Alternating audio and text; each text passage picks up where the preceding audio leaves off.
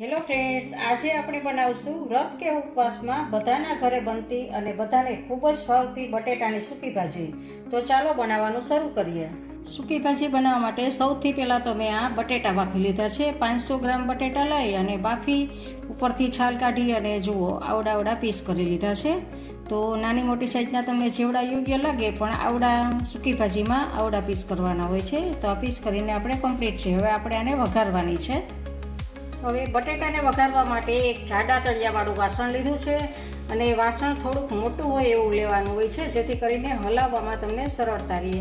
અને એમાં તેલ મેં 2 મોટી ચમચી જેટલું તેલ મૂકેલું છે. તેલ આપણું આવી ગયું છે. ગેસને થોડોક આપણે ધીમો કરી દઈએ અને 1 ચમચી જેટલું એમાં આપણે જીરું એડ કરશું, 1 સૂકું મરચું એડ કરશું અને થોડાક લીમડાના પાન એડ કરશું અને થોડીક હિંગ નાખવાની છે.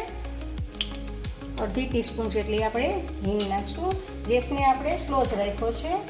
તો 1 લાલ મરચું છે અને 1 લીલું મરચું છે. જો તમારે એક જ મરચાંનો ઉપયોગ કરવો હોય તો પણ કરી શકો છો, લાલ ના હોય અને લીલું. અને થોડુંક આને ચમચેથી સાતળવાનું છે. અને હવે થોડુંક આદું છે એ મેં ગ્રેટ કરી લીધું છે, તો એ આદુને પણ એમાં નાખશું અને ફરી પાછું આપણે ચમચો હલાવીશું. આ ટાઈમે આપણે ગેસને સ્લો જ રાખવાનો છે. અને હવે એમાં એક ટમેટું, આ ઓપ્શનલ છે ટમેટું નાખવું એ, હું ટમેટું નાખું છું. એટલે એક નાનું ટમેટું મોટા પીસ કરેલા છે, નાનું કટિંગ નથી કર્યું, મોટા પીસ કરી અને એ પણ એમાં એડ કરું છું.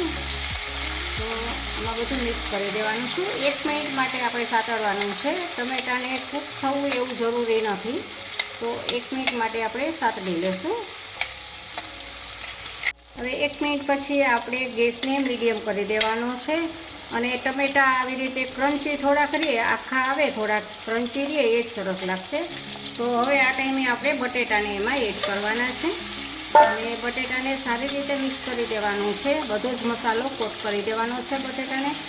તો આવી રીતે હલાવવાનું છે અને મિક્સ કરવાનું છે. હવે આપણે આમાં પાવડર મસાલા નાખશું. તો એમાં સ્વાદ પ્રમાણે આપણે નિમક એડ કરશું. નિમક જો તમે આ નિમક ના ખાતા હો તો સિંધાલું નિમક ખાતા હો તો સિંધાલું નિમક પણ એડ કરવાનું છે. અને કલર માટે આપણે હળદર એડ કરશું અને ફરી પાછું આપણે આને મિક્સ કરશું.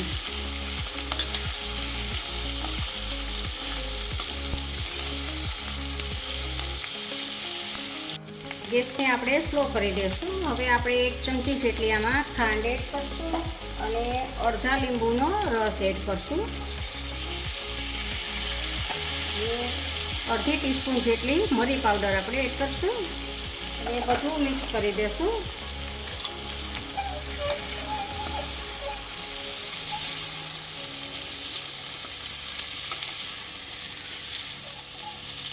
હવે આપણે 2 ચમચી જેટલો શેકેલા સિંગદાણાનો ફોતરા કાઢીને ભૂકો કરેલો છે એ ભૂકો એમાં એડ કરશું. 1 ચમચી સિંગદાણા છે, ખારી સિંગ છે, એની છોતરી કાઢી અને 2 ભાગમાં ડિવાઈડ કરેલા છે.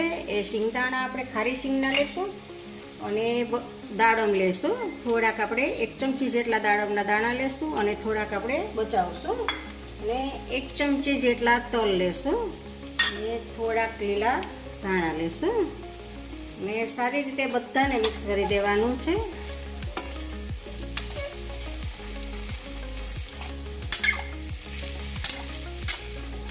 જો તમારી પાસે મસાલા સિંગ હોય તો ખારી સિંગની જગ્યાએ મસાલા સિંગ પણ લઈ શકો છો.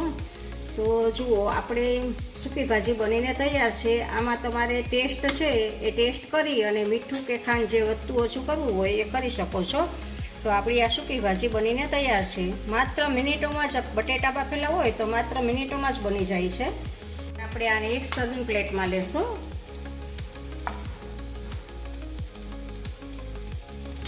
હવે ઉપરથી થોડાક આપણે લીલા ધાણા એડ કરશું અને 2-4 આપણે દાડમના દાણાથી સજાવશું. તો આપણી આ ફરાળી ડીશ તૈયાર છે. તમે વ્રત કે ઉપવાસમાં ખાઈ શકો છો અથવા તો થેપલા સાથે પણ આનો ઉપયોગ કરી શકો છો. તો આપણી આ ફરાળી પ્લેટ તૈયાર છે. તમને આ રેસીપી ગમે તો લાઈક અને શેર કરજો અને નવી રેસીપી જોવા માટે આ ચેનલને સબસ્ક્રાઈબ કરજો.